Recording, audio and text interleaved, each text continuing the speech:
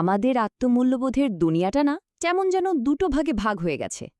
একদিকে আছে নার্সিসিজম, মানে মারাত্মক অহংকার, আর ঠিক তার উল্টো দিকে আছে টক্সিক শেম বা হীনমন্যতা। চলুন আজকের এই আলোচনায় আমরা এই দুই চরমপন্থার মাঝখানে একটা সুন্দর পথ খোঁজার চেষ্টা করি। এই প্রশ্নটা দিয়েই শুরু করা যাক। আমরা তো এখন এমন একটা সময় আছি যেখানে লাইক, কমেন্টস আর ফলোয়ারের সংখ্যা দিয়েই যেন নিজেদের দাম মাপা হয়। কিন্তু কখনো কি মনে হয়েছে কেন আমাদের আত্মসম্মানবোধটা এত ঠুনকো হয়ে গেল? এর আসল কারণটা কি? আসলে সবার আগে আমাদের একটা অদ্ভুত প্যারাডক্স বা বিরোধাভাস বুঝতে হবে। একদিকে নার্সিসিজম, মানে নিজেকে নিয়ে অতিরিক্ত গর্ব, আর অন্যদিকে বিষাক্ত লজ্জা বা নিজেকে একদম মূল্যহীন ভাবা। এই দুই বিপরীত মেরুর মধ্যেই যেন আমরা বেশিরভাগ মানুষ আটকা পড়ে গিয়েছি। আজকের দিনের এই যে সেলফ কালচার, এটা আমাদের সারাক্ষণ বলছে যে আমাদের অসাধারণ হতে হবে, সেরা হতে হবে। কিন্তু সমস্যাটা হয় কখন জানেন? যখনই বাইরের প্রশংসা, ওই বাহ্যিক ভ্যালিডেশনটা বন্ধ হয়ে যায়, তখনই আত্মবিশ্বাসের ওই উঁচু দেয়ালটা হুড়মুড় করে ভেঙে পড়ে আর জন্ম নেয় এক গভীর লজ্জা। এটা কিন্তু একটা মারাত্মক চক্র। আচ্ছা, এই আধুনিক সমস্যার সমাধান খুঁজতে যদি আমরা একটু পেছনে ফিরে যাই, ইসলামিক মনস্তাত্ত্বিক কাঠামো কিন্তু আমাদের ভেতরের সত্তাকে বোঝার জন্য একটা দারুণ দৃষ্টিভঙ্গি দেয়। এই কাঠামোর একদম গোড়ায় আছে নাফস। সহজ ভাষায় বলতে গেলে এটা হলো আমাদের ভেতরের নিম্ন প্রবৃত্তি বা ইগো। আমাদের সব পাশবিক ইচ্ছা, লাগামছালা আবেগ আর লোভ লালসার উৎস কিন্তু এই নাফস। আর এই নাফসকে কন্ট্রোল করার জন্যই আছে আকাল, মানে আমাদের বুদ্ধি, আমাদের যুক্তি, আমাদের বিবেক। আকালের কাজই হলো নফসের লাগাম টেনে ধরা, কোনটা ঠিক আর কোনটা ভুল তা বুঝতে সাহায্য করা। ব্যাপারটা একটা দারুণ উদাহরণ দিয়ে বোঝা যায়। ভাবুন তো, আমাদের আকল বা বুদ্ধি হলো একজন দক্ষ ঘোড়সওয়ার, আর নাফস হলো একটা বুনো তেজি ঘোড়া। সোয়ারি যদি ঘোড়াকে ঠিকমতো চালাতে না পারে তাহলে তো বিপদ অনিবার্য, তাই না? কিন্তু যদি সে লাগামটা শক্ত করে ধরে রাখতে পারে তাহলেই জীবনে আসবে শান্তি আর ভারসাম্য। চলুন এবার নার্সিসিজম আর লজ্জার এই দুটো দিককে আরেকটু গভীরভাবে দেখি, আধুনিক মনোবিজ্ঞান এবং ইসলামিক দৃষ্টিকোণ দুটো দিক থেকেই। এখনকার সাইকোলজি কিন্তু নার্সিসিজমকে মজার দুটো ভাগে ভাগ করে। একটা হলো ওভার্ট বা প্রকাশ্য নার্সিসিজম, যেখানে মানুষটার আত্মবিশ্বাস অনেক বেশি আর লজ্জা প্রায় নেই বললেই চলে। আর দ্বিতীয়টা হলো কোভার্ট বা গোপন নার্সিসিজম। বাইরে থেকে দেখে হয়তো কিছুই বোঝা যায় না, কিন্তু ভেতরে ভেতরে কাজ করে তীব্র লজ্জা আর হীনমন্যতা। ইসলামিক পরিভাষায় এই যে প্যাথোলজিক্যাল নার্সিসিজম, এর সবচেয়ে কাছের ধারণাটা হলো কিবোর বা অহংকার। আর এটা কিন্তু শুধু একটা খারাপ অভ্যাস না, এটাকে একটা আধ্যাত্মিক রোগ হিসেবে দেখা হয়, যা মানুষকে সত্য থেকে দূরে সরিয়ে দেয় আর অন্যদের ছোট ভাবতে শেখায়। আর মুদ্রার ঠিক উল্টো পিঠে আছে লজ্জা।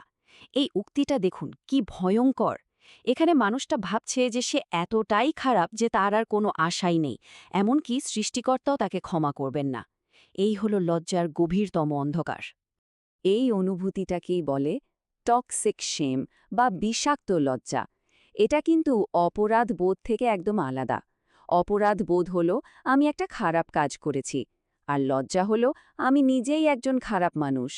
এই কাঠামোতে এই অনুভূতিটাকে একটা ধ্বংসাত্মক আধ্যাত্মিক অবস্থা হিসেবে দেখা হয়। তাহলে এই দুই চরম অবস্থা থেকে বেরোনোর উপায় কি? ইসলামী কাঠামো কিন্তু একটা স্থিতিশীল আত্মমূল্যবোধ তৈরির জন্য দুটো দারুণ নীতির কথা বলে, যা আমাদের বিনয়ের মধ্যেই মর্যাদা খুঁজে পেতে সাহায্য করে।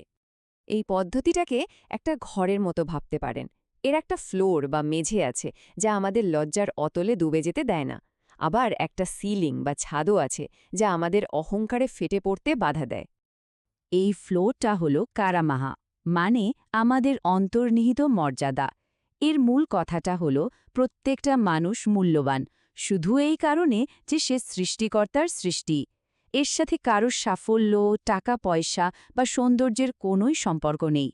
এই ভিত্তিটা এতটাই শক্ত যে কোনো ব্যর্থতা বা সমালোচনা একে চলাতে পারে না। পবিত্র কোরআনের এই আয়াতটি কিন্তু সেই কারামাহার ধারণাকেই প্রতিষ্ঠা করে। এখানে সরাসরি বলা হচ্ছে যে মানুষকে বিশেষভাবে সম্মানিত করা হয়েছে, এটা তার জন্মগত অধিকার। আর অহংকারের বিরুদ্ধে যে সিলিং বা ছাদের কথা বললাম, সেটা হলো উবুদিয়্যা বা দাসত্বের ধারণা। ব্যাপারটা শুনতে একটু অদ্ভুত লাগলেও এর মূল কথা হল সর্বোচ্চ মর্যাদা অহংকার থেকে আসে না, আসে স্রষ্টার সামনে নিজেকে পুরোপুরি সঁপে দেওয়ার মাধ্যমে। এটাই আমাদের ইগোকে নিয়ন্ত্রণে রাখে। আর ওই যে বিষাক্ত লজ্জার কথা বলেছিলাম, তার নিরাময় হল তৌবা বা অনুশোচনা। এটা কিন্তু শুধু ক্ষমা চাওয়া নয়, এটা হলো নিজের পরিচয়কে নিজের করা ভুল থেকে আলাদা করার একটা প্রক্রিয়া। এর মাধ্যমে মানুষ বুঝতে পারে যে একটা ভুল করলেই সে খারাপ মানুষ হয়ে যায় না। তাহলে সবকিছু মিলিয়ে আমরা আত্মার কীরকম একটা ছবি পাচ্ছি, চলুন দেখা যাক। একটা চমৎকার রূপক আছে, আয়নার রূপক।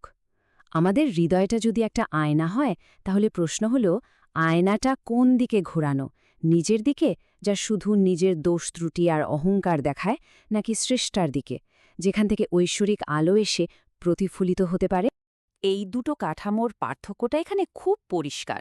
দেখুন, একদিকে অহংকার ভিত্তিক মূল্যের উৎস হল সাফল্য বা জনপ্রিয়তা, অন্যদিকে ইসলামিক কাঠামোর উৎস হল স্রষ্টার সৃষ্টি হতে পারা।